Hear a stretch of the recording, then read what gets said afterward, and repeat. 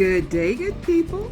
I pray you are doing well, enjoying this day that the Lord has made, knowing that it is a great day to be alive, just because He allowed you to be so. Got a question for you. You know me, I'm full of questions. So I did a post recently asking a series of questions. And my premise for asking those questions was to provide questions for you to ponder and to consider. Many of us are preparing for some phenomenal stuff to happen. And we have been working diligently and staying on task and, doing whatever our particular course prescribes for us to do. And quite honestly, we're in a season where it is getting ready to manifest.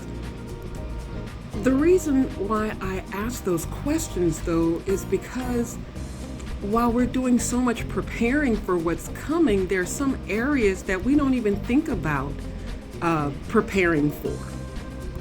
I was looking at a video, and the video was of this young person who has become internet famous, social media famous, like overnight. And rightly so. What they're doing is really kind of phenomenal. But who prepared them to handle that instant fame? Who prepared them for when cousins and aunties and uncles come out the woodwork, hitting you up for money, hitting you up for favors, hitting you up for a hookup? Who and how do you handle that? How do you handle sometimes the guilt that some people who finally become successful, the guilt they feel about it, in a sense of, well, I need to bring everybody along with me, when that sometimes is neither your call nor is it wise.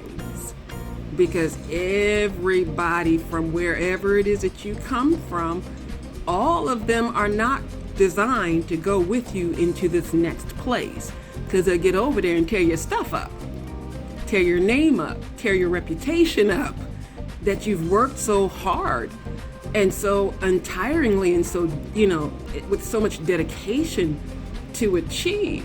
But who talks about how to make the determinations about what to do once you get there? There was in the Bible the promised land that was promised to the children of Israel for years and years and years and years.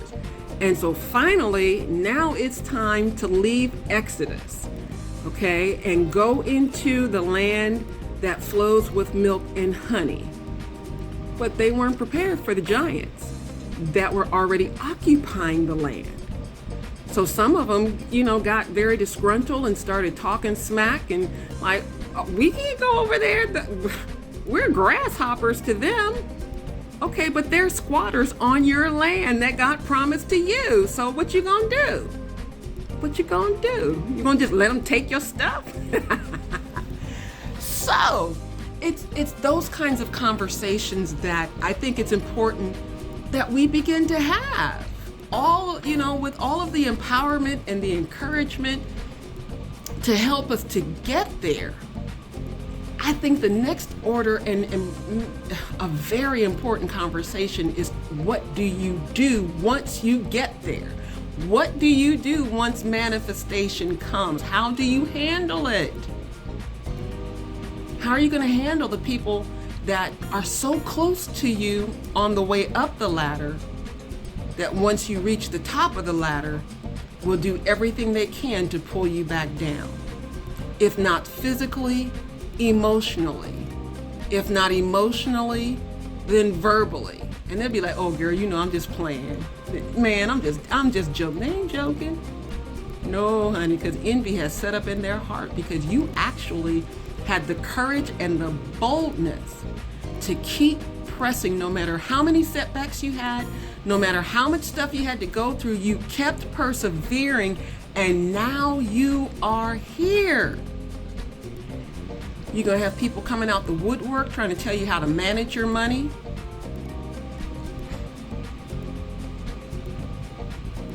And because you don't really know, because you've never had the kind of money that's coming,